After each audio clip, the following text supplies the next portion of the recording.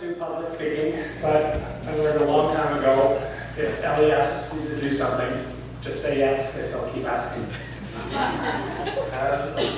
The other reason to do this is to get a chance to talk about my March of Living family.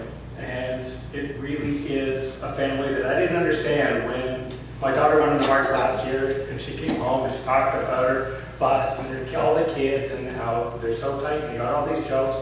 And she got her an extra grandmother. She started talking about Esther, and Esther started coming over for Friday night dinner, and it's a family. And I think about these people, and I lost my mother this past year. I gained about 6 mothers over there.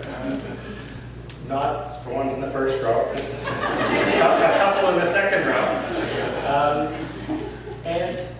And I gained 42 kids. You have to understand the march. We took 200 kids, there were about 30 chaperones.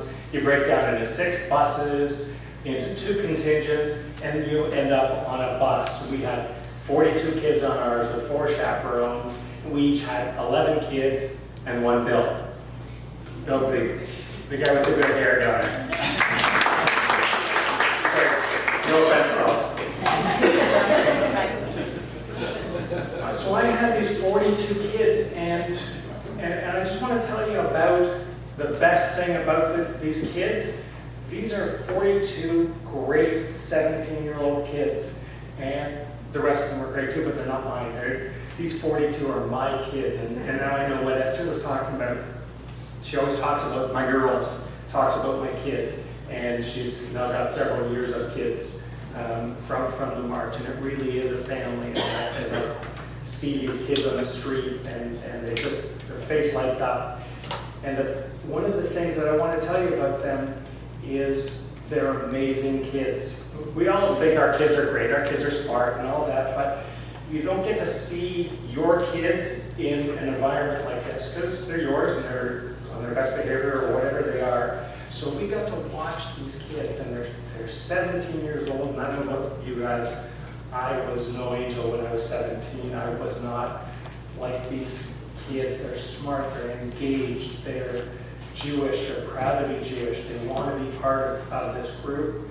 And I came away from the march thinking that the next generation is okay. I think we've got a great group of people out there. The community is okay, and it's something that's necessary. The march is a very important thing, and to teach these kids in the next generation what it is about the march and what the Holocaust is all about is an amazing thing and a very important thing. Ellie asked what to talk about, and talk about your best and your worst parts maybe of the march.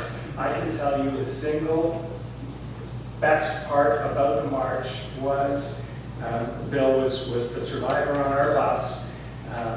One of the camps that Bill spent some time in was Auschwitz-Birkenau. And the day that we went to Birkenau, Bill's grandson was in my small group, my group of 11.